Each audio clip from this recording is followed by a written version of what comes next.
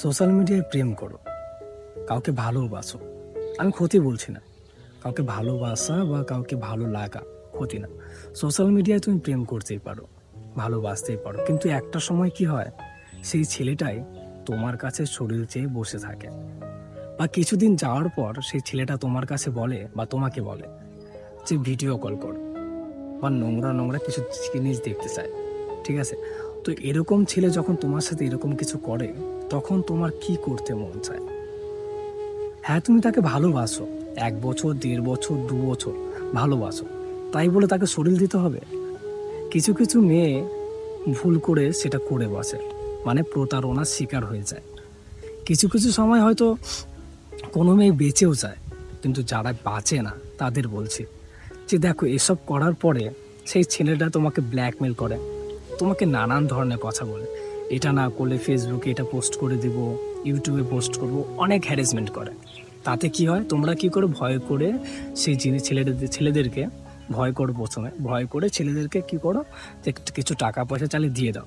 কিন্তু সেটা একবারেই শেষ হয়ে যায় না, সেটা বারবার মানে বারবার করতেই থাকে। একটা সময় যখন দিতে না পারো, তখন আরো বেশি করে ব্ল্যাকমেল করে, তাই না? কিন্তু তোমরা প্রতারণার ফাঁদে পা দিয়েছ, নিজেদের ভুল। একটা কথাই বলবো, প্রেম করতে গেলে, ভালোবাসলে শরীরটা কেন দিতে হবে? প্রেম ভালোবাসা জিনিসটা ঠিক আছে, থাক না, ঠিক আছে, আমি মানলাম। বা আমার অমতে বা ফেসবুকে তোমাদের কারোর সাথে পরিচয় হলো, তোমরা সেখানে পরিচয় করে আস্তে আস্তে প্রেম ভালোবাসায় চলে গেলে, তাই বলে তাকে শরীর দিতে হবে? বিয়ের আগে কোন ছেলেটার শরীর চায় তোমরা জানো? যেই ছেলেটা তোমাকে বিয়ে করবে না, সেই ছেলেটাই চায়। আর যেই ছেলেটার কুমতলব থাকে তারাই চায়। কারণ যে তোমাকে বিয়ে করবে, যার মনে কনফিডেন্স আছে যে সে তোমাকে বিয়ে করবে, সেই ছেলেটা কোনোদিনও তোমার কাছে শরীর চাইবে না। ঠিক আছে, আর সে যদি শরীর চায়, তাহলে কেনই চাইছে? নিশ্চয়ই তার কুমতলব আছে।